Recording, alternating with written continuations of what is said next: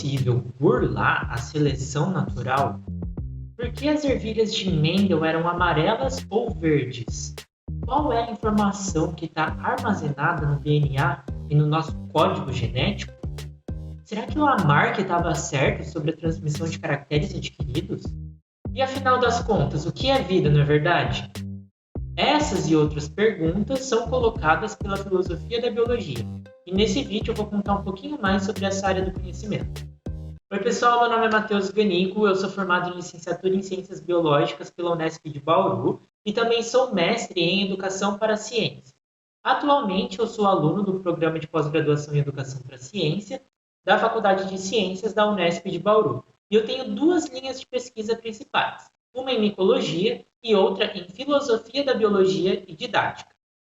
Nesse vídeo eu vou contar um pouquinho mais para vocês sobre a minha pesquisa com filosofia da biologia e formação de professores. Quando eu falo para as pessoas que eu trabalho com filosofia da biologia, fica uma coisa bem abstrata, né? O que é isso? Filosofia com biologia parecem coisas um pouco incompatíveis. Mas essa área do conhecimento, ela vem para questionar o que a gente conhece sobre a biologia. É uma área que tem o propósito de refletir sobre todo o conhecimento biológico que a gente produziu, para a gente tentar entender quais são os limites e possibilidades desse conhecimento. Então, algumas perguntas para vocês terem uma noção um pouco mais concreta do que é a filosofia da biologia. Ela investiga, por exemplo, o que é vida e, por exemplo, 60 anos depois que Darwin propôs a teoria da seleção natural, será que essa teoria ainda ocupa o mesmo lugar dentro da teoria evolutiva na biologia? Esses são alguns exemplos do que a filosofia da biologia investiga. Um tema central de discussão para a filosofia da biologia é o genecentrismo. O que é isso? Genecentrismo, nessa palavra quer dizer o gene no centro de tudo. Então, é a tendência que a gente tem de explicar tudo por meio da genética. Então, quando a gente quer explicar as características dos organismos, por que o cabelo é preto, por que o formato da folha é assim, por exemplo, a gente vai sempre para a genética.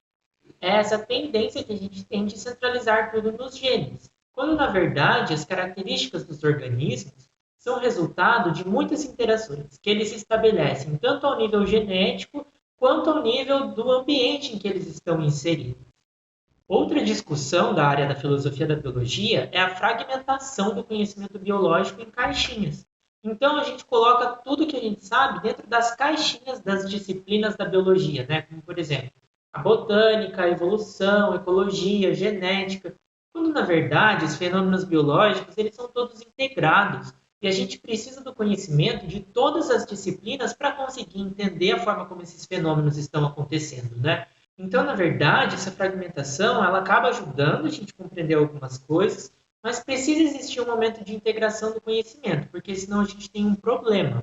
E a filosofia da biologia é muito importante para o trabalho do professor, porque o professor não precisa conhecer só a forma de ensinar um conhecimento, mas ele também precisa dominar esse conhecimento, no caso, conhecimento biológico, e saber os limites e possibilidades da biologia enquanto ciência para que ele tenha uma ação didática mais eficiente com os seus alunos. Então, dentro dessa proposta de investigar tanto discussões filosóficas da biologia, quanto entender como isso está presente dentro da formação dos professores, a gente tem as pesquisas realizadas dentro do grupo de pesquisa em epistemologia da biologia, o GPEB, do Programa de Pós-Graduação em Educação para a Ciência da Faculdade de Ciências da Unesp de Bauru, coordenado pela professora Ana Maria de Andrade Caldeira. No GPEG, a gente reúne alunos da graduação e também alunos da pós-graduação para entender quais concepções eles têm sobre algumas discussões da filosofia da biologia e como isso está presente dentro da formação de professores e pesquisadores, para depois a gente refletir sobre esses resultados e essas concepções, entender se a gente precisa de alterações ou não na formação de professores e se essa formação está sendo adequada para que o ensino de biologia seja eficiente, se a formação de professores permite que eles tenham uma ação didática eficiente no trabalho deles.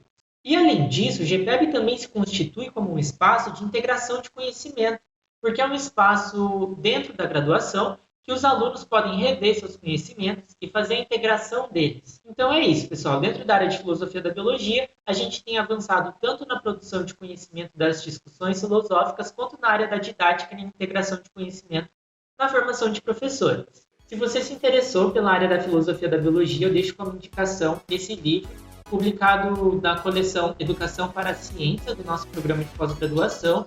Esse é de autoria da professora Ana Maria de Andrade Caldeira, em que a gente reúne várias discussões sobre a filosofia da biologia e que você também pode avaliar o seu conhecimento no livro, porque tem alguns quadros com algumas assertivas, como se fosse um teste, né?